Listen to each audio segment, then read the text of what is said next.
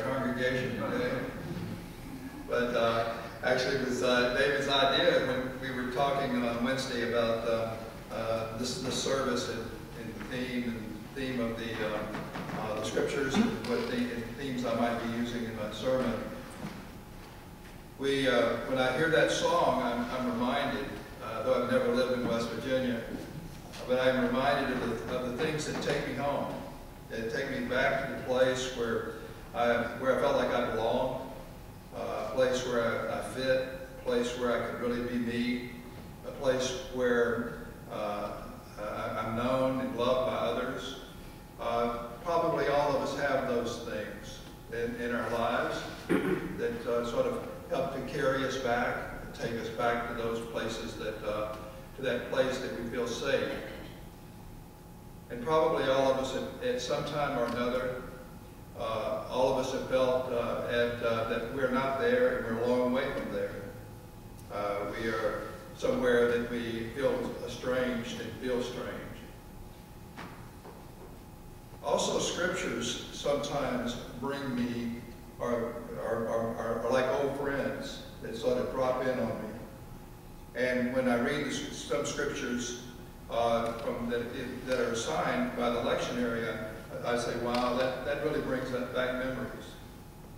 The first passage that Sarah read reminded me of a friend in Arkansas she was associate campus minister at Arkansas State.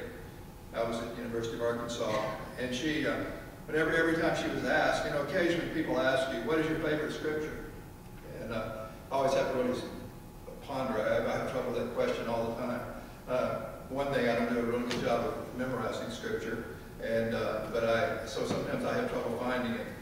But once I heard Glenda Fontenot choose, she said, "This is my favorite scripture," and it was the passage, the first reading, 2 Corinthians 5:16 through 21, and then she liked it.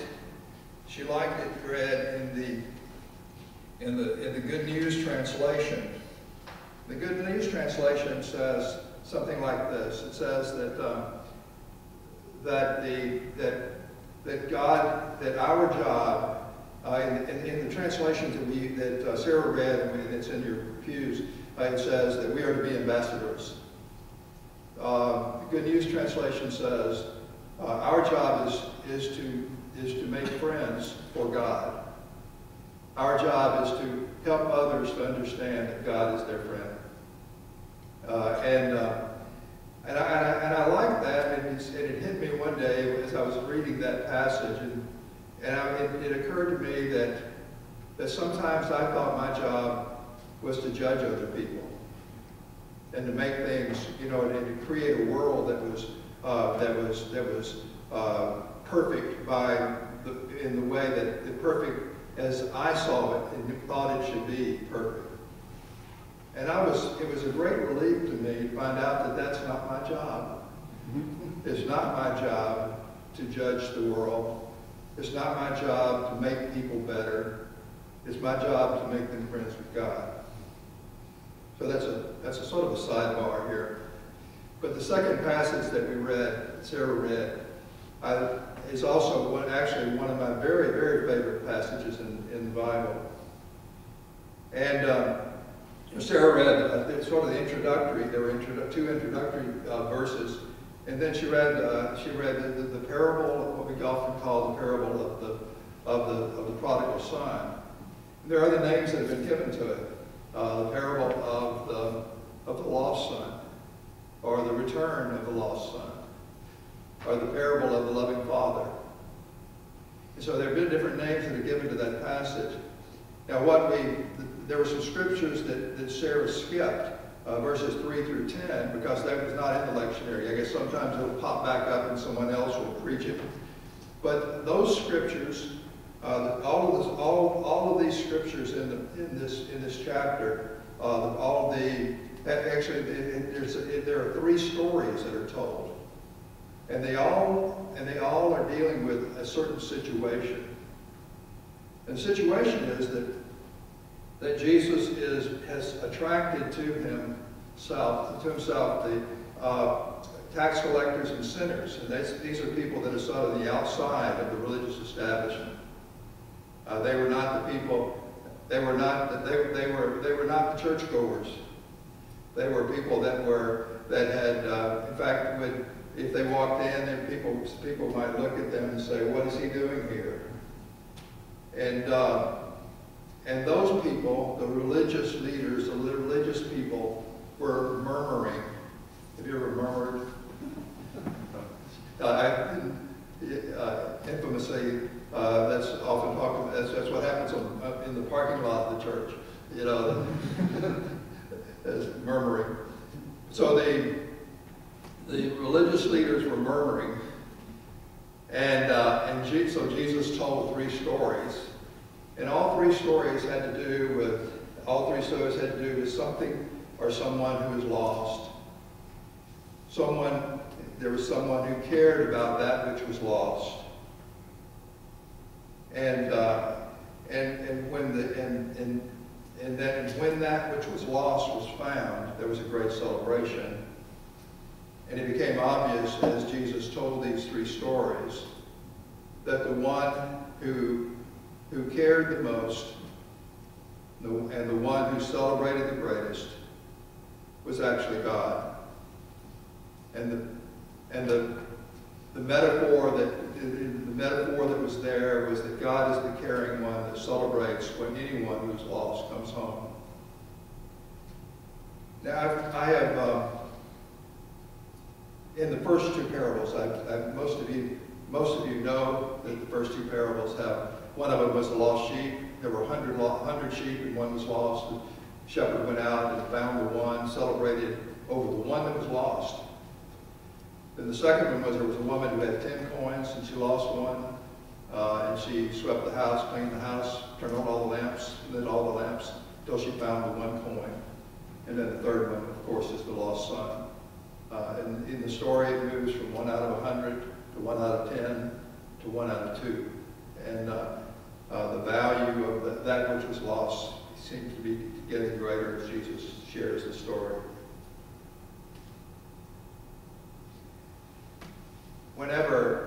I think one of the first times that I heard someone preach on this, that I remember, that it stayed in my brain, was when I was in college, and our church had a youth. Do you remember when there were a lot of youth? They'd have youth revivals, and there would be young preachers that would be come in. They would do revivals. They would preach a weekend or something. Now they do. They have other kinds of things like Disciple Now and things like that. But there was a time when they had the youth revivals, and they would have a young preacher come in and preach. And I remember there was twins. Doug Dickens was one of the brothers. I can't remember the other brother's name. They were from Arkansas, and they came in and they preached on this. And for the first time, I remember it was the first time I ever noticed that there were 2 brothers in the story, the younger brother and the older brother. And so ever since then, that's been a part of the story for me. As I have read it, I have thought about, where do I fit in? Where do I fit into this story? And as we read scriptures, and I think especially the parables, that it's a good practice for us to think about, where am I in this story? Am I this person? Am I that person? Am I both people? You know, which person is the best represents where I am right now in my life? And I was also, as I read the scripture, I was called back to a book that was written by Henry Nouwen. Henry Nouwen was a Dutch Catholic priest, theologian. His specialties were psychology and pastoral care. And he was looking at the scripture and also looking at a painting. He became intrigued by Rembrandt's painting of the lost son, the son who came home. And we should had it, hung it here so I could point it out, so we could look at it together. But in the painting, the father is holding the son's head, that son that's come home and who's kneeling before the father. And so Nouwen was so fascinated by that he took a trip to what at that time was Leningrad, to the Hermitage Museum to see the painting himself. And he talked to guard there into letting him come for an hour a day for 4 days. And the guard even put a chair there for him. And he sat and he meditated on that painting by Rembrandt. And then out of that he wrote a book about the return of the prodigal. And in addition to talking about the painting, the story and the painting, he also talked about Rembrandt's life. And he did research and wrote about Rembrandt's how Rembrandt must have been affected, or how his life affected the way he did this painting. I thought I would share with you briefly some of Nouwen's comments as he talks about his journey, the journey that came as a result of his focusing on this parable and also on the painting. And some of this it will be his words. He said that during the year that I first saw the prodigal son, meaning the painting, my spiritual journey was marked by 3 phases, which helped me to find the structure of my story. In the first phase, and I'm just wondering, when you hear this story, when you've heard this story throughout, many of you have heard this story throughout your lives. Is this a new story to anybody?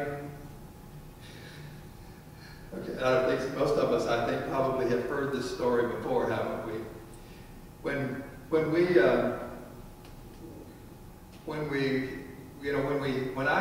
my first encounter with this story is that I identified myself with the younger brother, the one that was lost. And I think that the reason for that is that the tradition that I came from, that Orrin came from, and a lot of us that came from, there was a strong emphasis on being lost and not wanting to be lost. But all of us, at some time or another, felt a kind of lostness.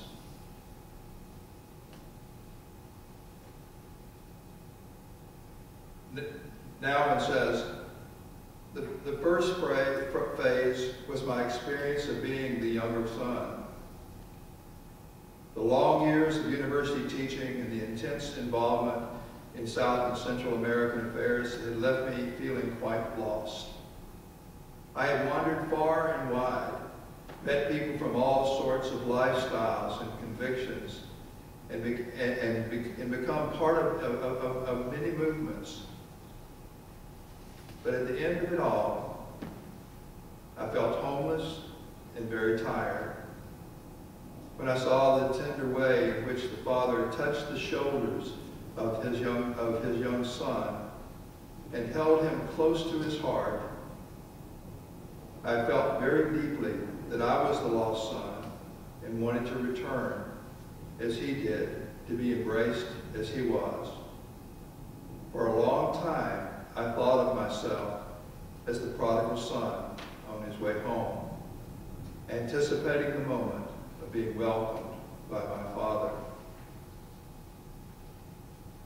I probably am not the only one in this room who have felt that kind of lostness that he describes here, and the longing to be in the presence of one who loved, a parent who loved, a community that loved, a community that brought forgiveness and light to the darkness of my soul. And I wonder if all of who have heard the story of the lost sheep, the lost coin, the lost son, have identified with that which was lost. Has that been a part of your story too? Have you at times felt that you were very lost? That I remember when I was in college that it was a period of great doubting for me. I doubted, I doubted many things that I had learned as a child. And I wondered where I was going in my life. It was sort of a dark time. It was a time when I felt lost. Not so much rebellious, but just lost.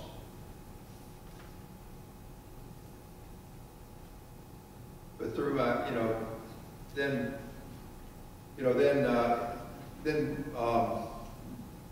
now it goes on to say that in the second phase of his spiritual journey was initiated one evening by a friend of his, and as they were talking about the Rembrandt painting. The friend was named Bart Gavigan, and he was a friend from England who knew now very well. And he said, and this was after now when it had this period of time in Russia when he had sat and meditated in front of the painting, and had said, talked about how he related to the younger brother, and now his friend Bart said, I wonder if you're not more like the elder son. With these words, he opened a new space for me.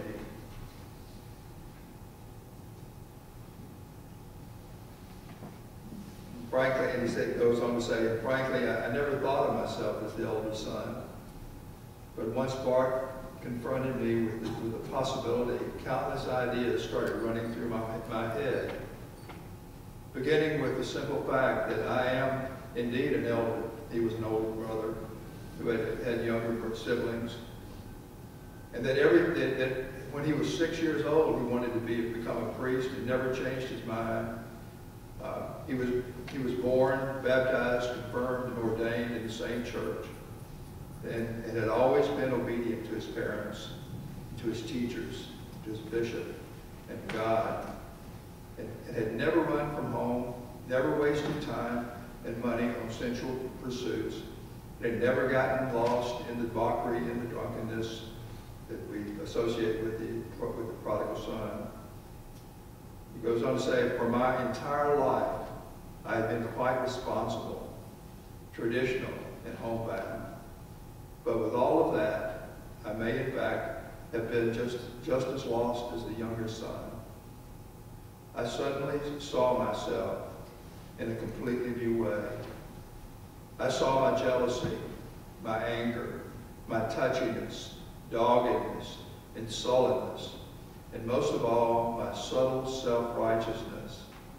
I saw how much of a complainer I was, and how much my thinking and feeling was ridden with resentment. For a time, it became impossible to see how I could ever have thought of myself as the younger son. I was the elder son for sure, but just as lost as his brother, even though I had stayed home all my life. You listen to that, when you read the parable, you see this amazement that sort of comes over the father as the elder son says, I'm not going to come to the party. I've been here all along. I've done the work, and you're throwing a party for this one who has gone into, who's went into the far land, the far country, to Ann Arbor, and has squandered that which he took from us, and the father sort of looks at him with amazement in my eyes. He looks at the son in amazement and said, "Didn't you know you could have had the party anytime you wanted it? You could have rejoiced. You could have sung and danced. You've always been here. And all that I have is yours. And the sad thing was that the older brother did not realize that. He didn't realize that it was already his. He thought that he had to work for it and it had to be bestowed upon him. And when Jesus told the story, we had another reason I like this chapter is because Jesus tells how he describes the setting very clearly. He's talking to people that are called sinners and tax collectors, those outside the circle of the religious circle of that day. He's talking to them and they're drawn to him. The murmuring that was going on was by the religious establishment, and they were saying he not only talks to them, but he actually eats with them. Because there's something sacred, isn't it, about sharing meals. And so Jesus tells the stories, and in the stories you begin seeing, people would begin seeing, oh, this is who I am. Oh, this is who God is, what God is like. And as he did that, there must have been a bit of amazement that in the crowd, and particularly in the hearts of those who had been pushed out, who felt that they were not worthy of God. And Jesus is saying, like the lost sheep, the lost coin, the lost son, God rejoices when you come home. But then he went on in the third parable to say, this is how I see those who are religious and who are unaccepting of those who have come back, or who might come back. And so now it says, that he had worked very hard on his father's farm. He had never fully tasted the joy of being home, of being at home. Instead of being grateful for all the privileges that he had received, he had become a very resentful person, jealous jealous of my younger brothers and sisters who had taken so many risks and so warmly welcomed back. After his time in Russia and some other journeys in his life, now it ended up at the Ark, the Daybreak Ark in Canada, which is a facility for helping the mentally disabled. And he came there as a volunteer. And when he was there, a friend of his named Sue,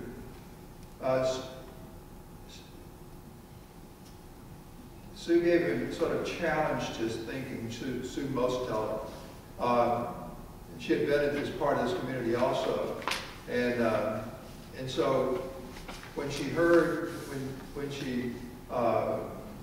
went visited with him at his hermitage and spoke with him about the prodigal son, she said, whether you're the younger or the elder son, you have to realize that you're called to be the father.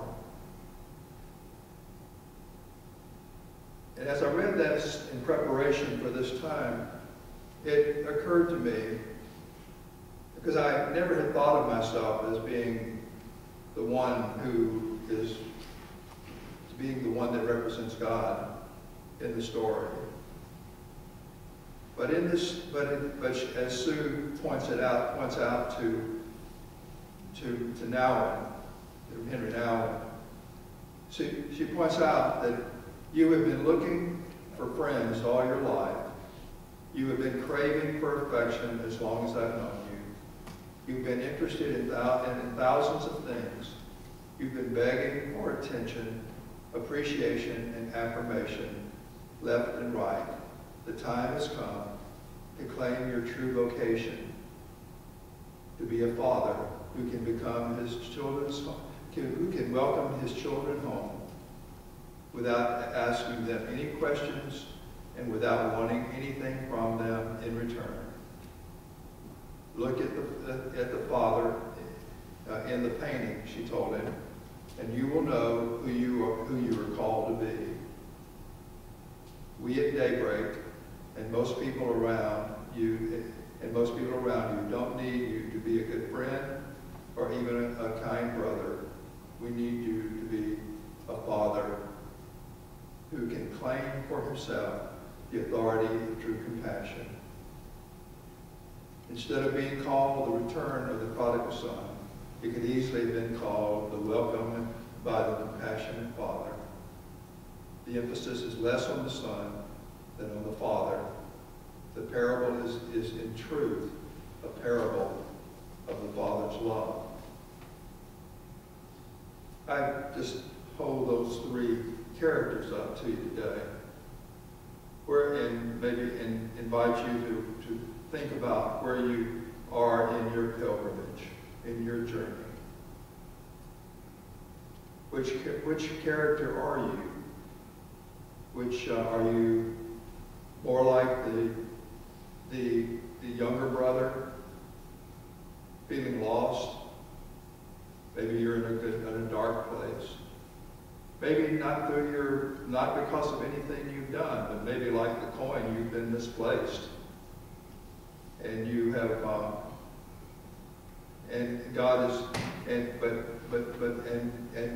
but God keeps looking for you and inviting you back.